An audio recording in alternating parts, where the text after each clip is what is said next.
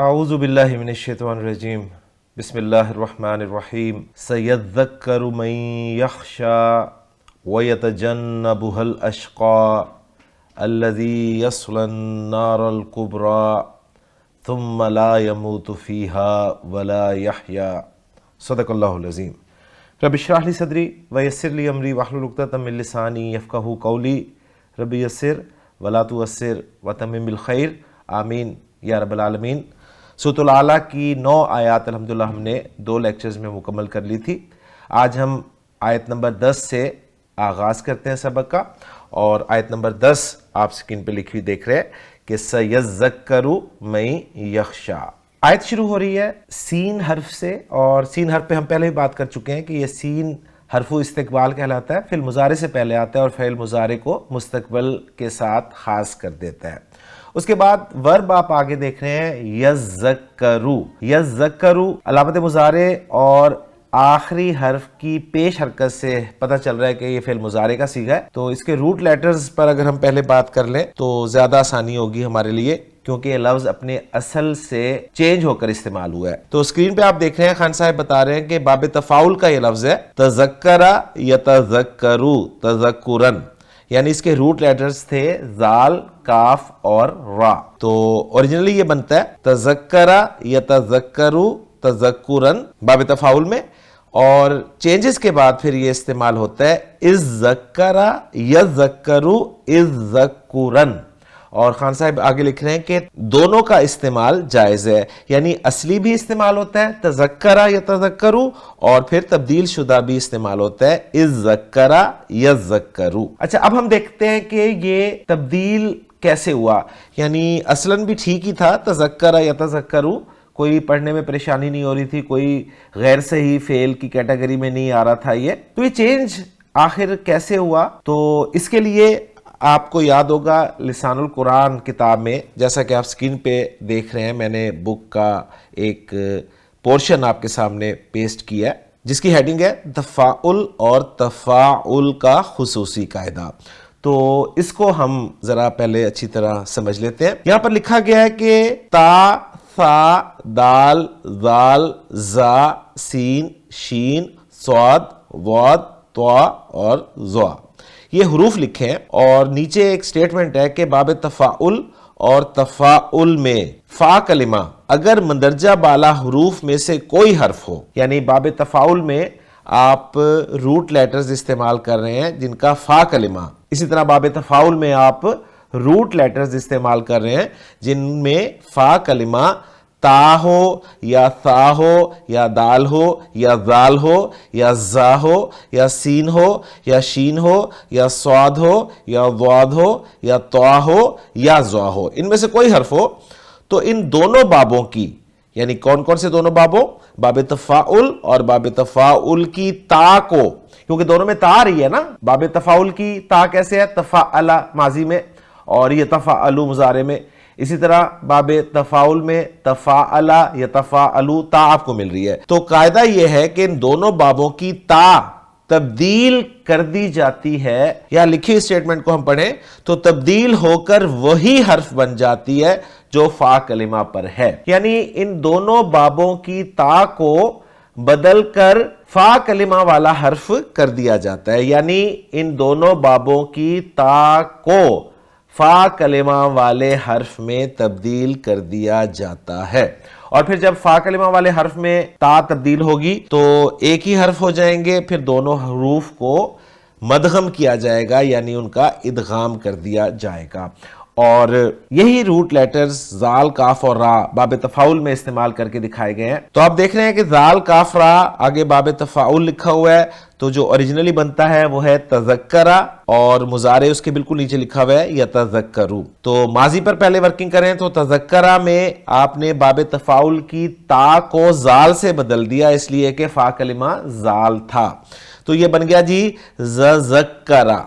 اور پھر مرج کرنے کے لیے آپ کو پتا ہے کہ جو ہم جنس حروف ہوتے ہیں، زال 2 مرتبہ آیا ہے، تو مرج ہونے کی جو پاسبل سچویشن ہوتی ہے وہ کیا ہوتی ہے کہ دوسرا والا ہم جنس حرف جو ہے وہ متحرک ہونا چاہیے، تو دوسرے والے زال پہ حرکت ہے، لہٰذا مرج ہو سکتا ہے۔ پھر مرج کی آئیڈیل سچویشن کی طرف جائیں تو آئیڈیل سچویشن یہ ہوتی ہے کہ پہلا ہم جنس جو ہے وہ ساکن ہونا چاہیے. تو یہاں پر پہلا ہم جنس تو ساکن ہے نہیں, ذکرہ ہے, تو پہلے والے ہم جنس کو ساکن کیا جاتا ہے, اور اس کو ساکن کرنے کے دو طریقے ہوتے ہیں.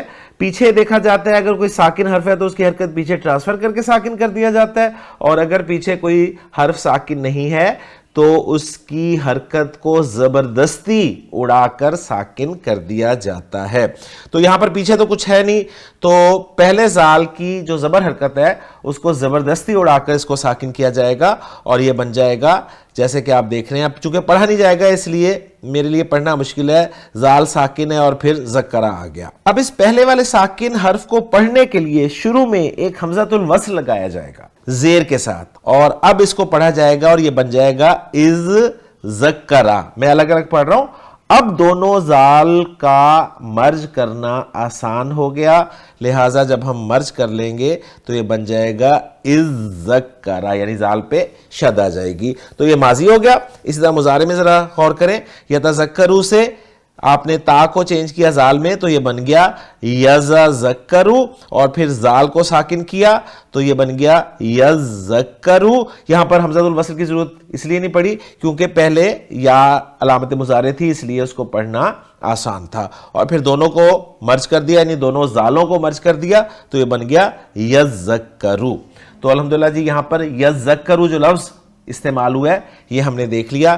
باقی اس کے میننگز دیکھ لیتے ہیں جی. باب تفاعل میں تذکرہ یتذکروا اصلی اور پھر تبدیلی کے بعد از ذکرہ یذکروا جب استعمال ہوتا ہے تو اس کے معنی ہوتے ہیں یاد دہانی حاصل کرنا, نصیحت پکڑنا. تو یذکروا پہلا صیغہ ہے فعل مضارع کا, اور پہلا صیغہ جب بھی آتا ہے تو اس کا فاعل کبھی اندر ہوتا ہے کبھی باہر ہوتا ہے. تو باہر ہمیں لفظاً تو کوئی مرفوع نظر نہیں آ رہا, یعنی لفظاً میں اس سینس میں کہہ رہا ہوں کہ کوئی واحد اسم یا جمع مکسر اسم ہوتا تو ہمیں پیش کے ساتھ نظر آ جاتا, تو اس کو ہم فاعل بنا دیتے یذکروا فعل کے لیے.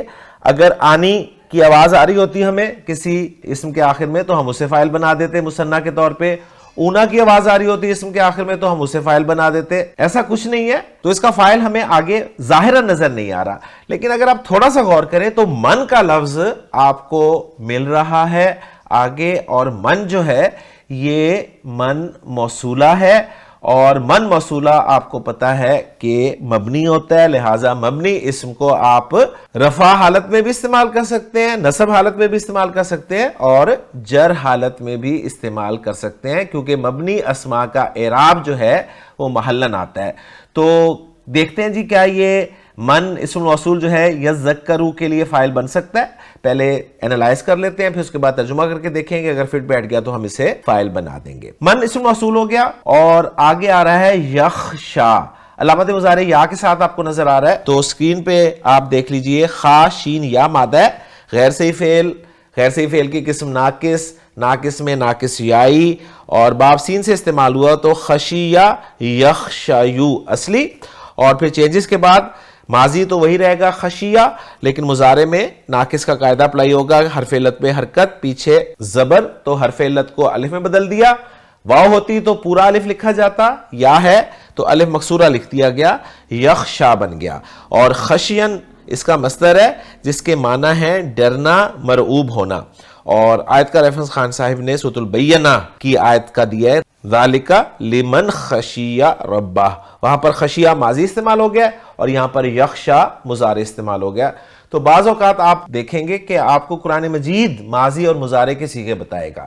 یعنی ہم کہتے ہیں نا کہ ڈکشنری جو ہے یہ ہماری مدد کرے گی, لیکن اگر آپ قرآن کے ساتھ جڑے ہوئے ہیں, قرآن بہت پڑھتے ہیں, زیادہ پڑھتے رہتے ہیں, اکثر سنتے رہتے ہیں, تو انشاءاللہ تعالیٰ آپ کو ماضی مضارع قرآن سے بھی مل سکتے ہیں. اس کی بہترین ایگزامپل یہاں پر آ گیا ہے کہ خشیہ خان صاحب نے ماضی ذکر کر دیا سورۃ البینہ کے حوالے سے, اور سورۃ الاعلیٰ میں ہم نے یخشا کو دیکھ لیا.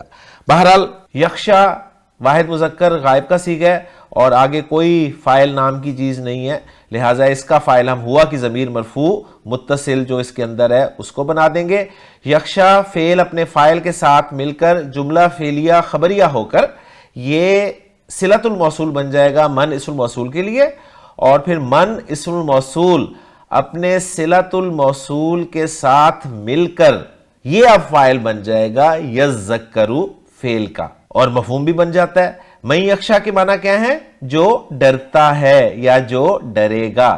تو جو ڈرے گا اس کو ہم فائل بنا رہے ہیں یذکر فعل کے لیے کہ نصیحت حاصل کرے گا کون؟ وہ جو ڈرے گا. تو اب اس آیت کو اگر ہم کلوز کرنا چاہیں تو یذکر فعل ہو گیا، من یخشا جو ہے یہ موصول صلے کے ساتھ مل کر فائل بن گیا یذکر فعل کے لیے، اور یذکر فعل اپنے فائل کے ساتھ مل کر جملہ فعلیہ بن گیا. اور ترجمہ ہم کریں گے کہ انقریب نصیحت حاصل کرے گا جو ڈرتا ہے. تو الحمدللہ جی آیت نمبر 10 ہماری مکمل ہوگی. اب ہم دیکھتے ہیں آیت نمبر 11 میں کیا بات ہو رہی ہے. وَيَتَجَنَّبُهَا الْأَشْقَى، واو عطفہ قرار دے دیں گے، اور یتجنبوها الاشقا، تین الفاظ ہمیں نظر آ رہے ہیں، ایک یتجنبو، ایک ہا اور ایک الاشقا. تو ہا آپ کو پتہ ہے ضمیر ہے، ضمیر مجرور متصل کی شکل بھی ہے اور منصوب متصل کی شکل بھی ہے.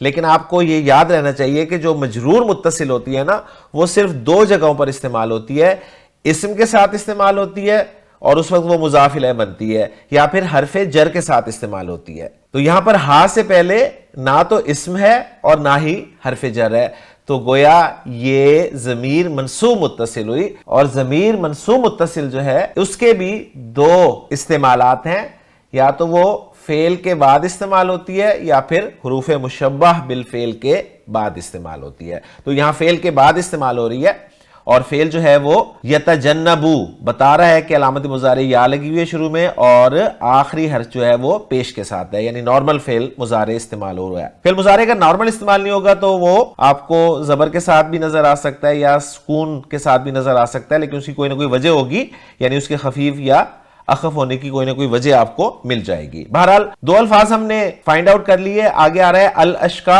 الاشقا خود بتا رہا ہے کہ میں اسم ہوں، کیونکہ اسم کی موٹی علامت ال اس پر لگی ہوئی ہے. اب ہم دیکھتے ہیں جی پہلے یتجنبو فعل کے معنی کو، اس کے لیے خان صاحب کی خدمات حاصل کرتے ہیں. خان صاحب ہمیں بتا رہے ہیں کہ باب تفاعل کا لفظ ہے اور صیغہ بنتا ہے ماضی کا تجنبا اور مضارع کا یتجنبو، اور مصدر اس کا ہے تجنبن. تو تجنبا سے ہمیں روٹ لیٹرز مل جائیں گے جی، جیم، نون اور با اس کے روٹ لیٹرز ہے. ایک تا حرف زائد ہے اس میں اور ایک عین کلمہ زائد کر دیا گیا ہے. تو تجنبا یتجنبو تجنبن اس کے معنی ہوتے ہیں دور ہونا، اور آیت کا ریفرنس خان صاحب نے یہی دیا ہے.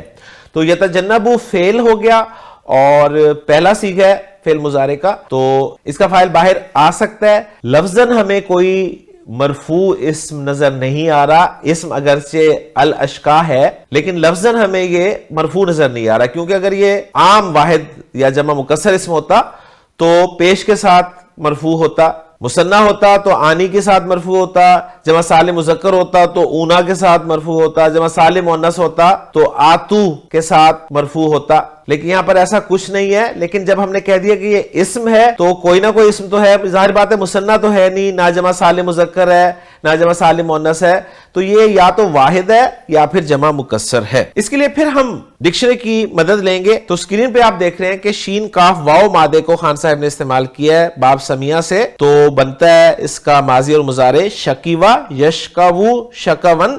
چینجز کے بعد بنے گا شکیوا یشقا شکن. اور اس کے ایک معنی لکھیں ہیں کسی مشقت یا سختی میں پڑنا، اور دوسرے معنی ہے نامراد یا بدبخت ہونا. پھر مزید خان صاحب آگے بتا رہے ہیں کہ اشقا اصلاً اشقا یو ہے، تو واحد اسم ہمیں مل گیا جی اشقا یو. افعل التفضیل کا صیغہ ہے، یعنی کمپیریٹیو اور سپرلیٹیو ڈگری کے لیے یہ لفظ استعمال ہوتا ہے افعلو کا وزن، اور ترجمہ خان صاحب نے کیا ہے زیادہ یا سب سے زیادہ بدبخت، اور آیت کا ریفرنس بھی خان صاحب نے یہی دیا ہے.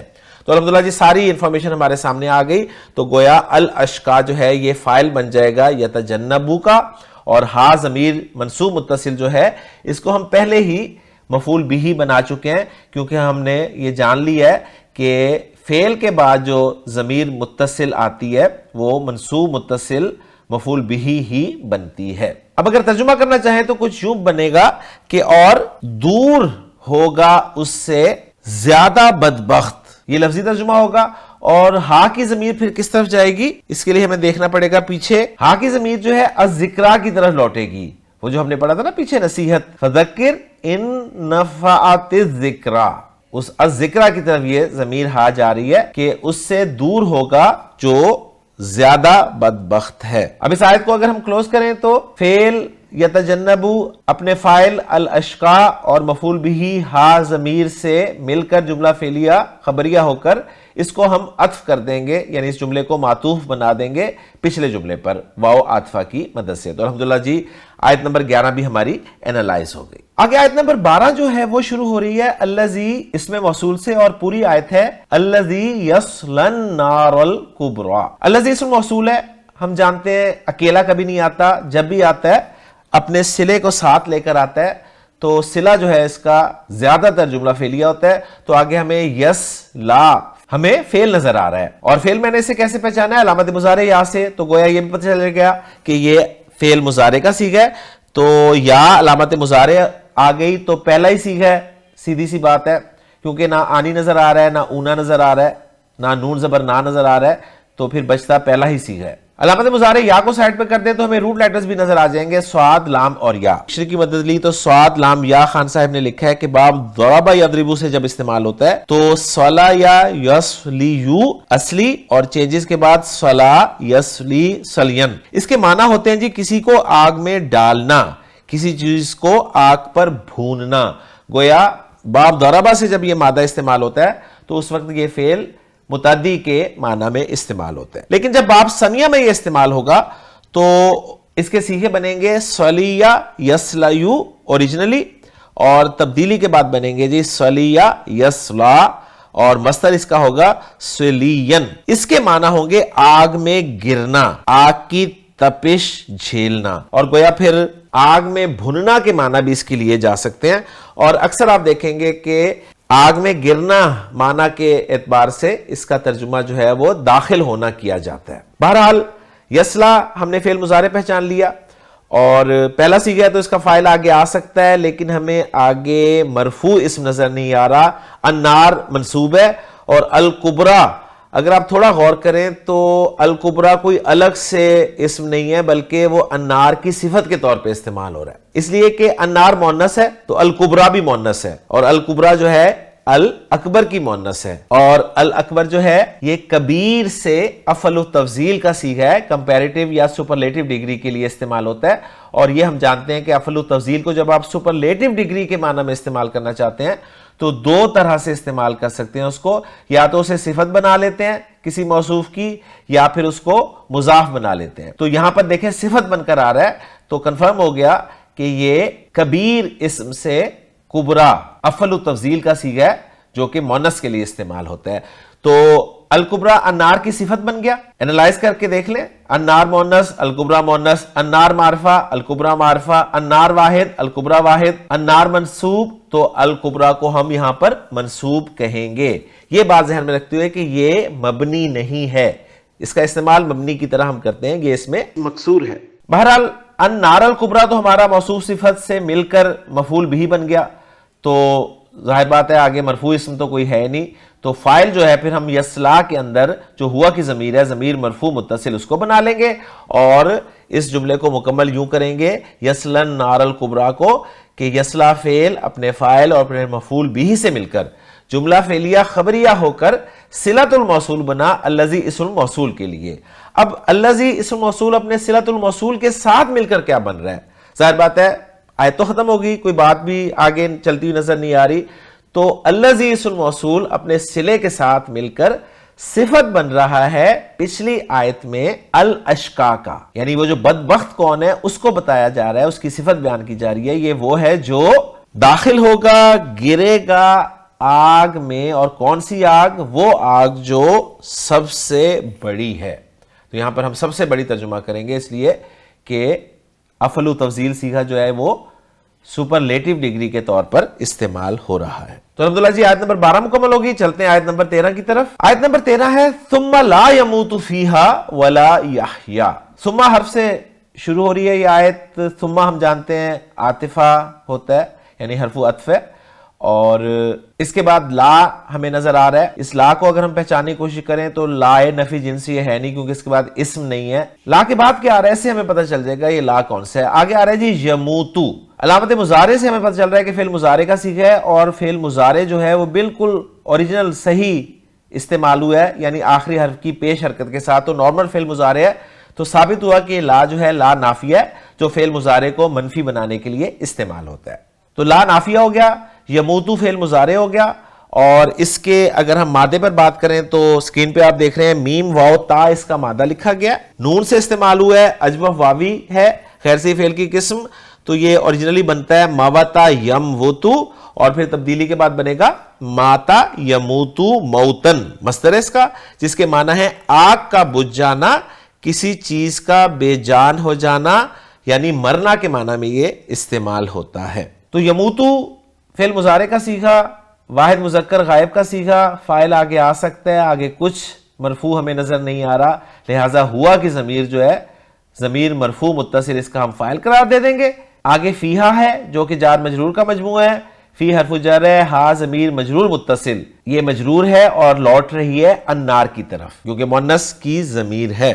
لا یموتو فیہا پورا ایک جملہ ہمارا بن گیا، فعل اپنے فاعل اور متعلق سے مل کر جملہ فعلیہ بن گیا. اور اس کا ہم لفظی ترجمہ کریں گے وہ نہیں مرے گا اس آگ میں، یعنی ضمیر کی جگہ اگر اسم رکھ دیں تو بات بالکل واضح ہو جاتی ہے. اس کے بعد آگے پھر واو آ رہا ہے جو کہ واو عاطفہ قرار دیا جائے گا، پھر لا آ رہا ہے، لا کو نافیہ قرار دیں اس لیے کہ آگے یا ہمیں نظر آ رہا ہے، فعل مضارع کا صیغہ علامت مضارع یا کے ساتھ. یا فعل پر بات کریں تو سکرین پہ آپ دیکھ رہے ہیں ہا یا تین روٹ لیٹرز ہیں، غیر صحیح فعل اور بہت ہی غیر صحیح فعل، لفیف، اور پھر لفیف میں لفیف مقرون، اور پھر غیر صحیح فعل کی ایک دوسری قسم مضاعف بھی یہ بنتا ہے. تو گویا اس کو ہم مضاعف کے رولز کے حوالے سے بھی استعمال کر سکتے ہیں اور لفیف مقرون کے رولز کے اعتبار سے بھی استعمال کر سکتے ہیں. لفیف مقرون کے طور پہ دیکھیں گے تو یہ اجوف اور ناقص کا مجموعہ ہے، اور میں نے آپ کو پہلے بھی بتایا ہے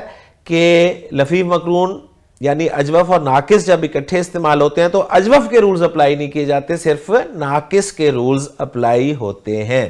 تو یہاں پر اجوف کا رول جو ہے وہ اپلائی نہیں ہوگا. یعنی سکرین پہ آپ دیکھ رہے ہیں نا یا یو ہے مضارع میں، یا یو، تو اجوف کا رول اپلائی نہیں ہوا کہ یا کی حرکت جو ہے ہا کو دے کر اس کو الف میں بدل دیا آپ نے، ایسا کچھ نہیں کیا، وہ رول اپلائی نہیں ہوا، بلکہ ناقص کا رول اپلائی ہوا. اور ناقص کا رول کیا ہے، حرف علت پہ حرکت ہے، پیچھے زبر ہے، تو حرف علت کو ہم نے الف میں بدل دیا اور یہاں پر الف مکسورہ کے طور پہ بدل دیا، تو تبدیلی کے بعد یہ بنا یا. تو یہ یا واحد مذکر غائب کا صیغہ ہوا.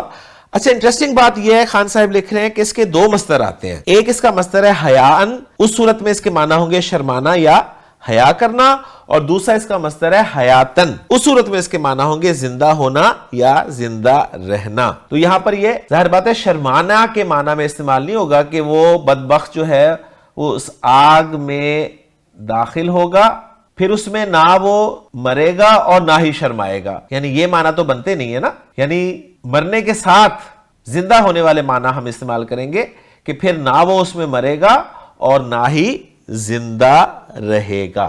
تو یہ لا یحییٰ جو ہے جملہ فعلیہ بن جائے گا، فعل اپنے فاعل کے ساتھ مل کر، اور اس کا عطف ہم کر دیں گے لا یموتو پر.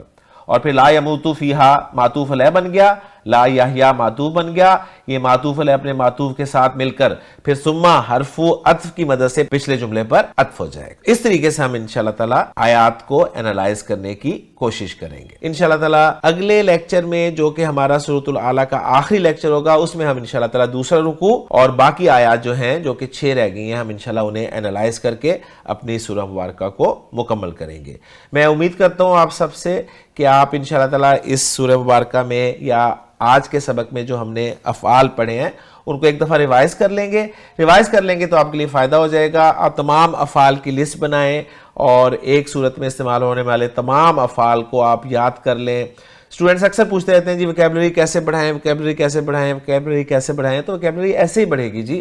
آپ جو ورکنگ کر رہے ہیں، جو آپ کے علم میں آتا جا رہا ہے، اسے لسٹ کرتے رہیں، جمع کرتے رہیں، پھر یاد کرتے رہیں. اس طرح ایک ایک صورت ٹارگٹ کر لیں گے آپ کے اس میں یہ افعال استعمال ہوئے تھے، ان کے یہ باب تھے، یہ ماضی مضارع ہوئے، یہ اسماء استعمال ہوئے، ان اسماء کے یہ معنی تھے، اور حروف تو گنتی کے ہی ہیں گنے چنے، وہ آپ کو ویسے یاد رہیں گے انشاءاللہ تعالی.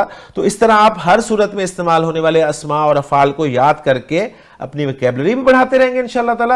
اور وہ جب قرآن مجید میں دوسری جگہ پر دوسرے مقامات پر استعمال ہوں گے تو انشاءاللہ تعالی آپ کو سمجھنے میں آسانی ہوگی.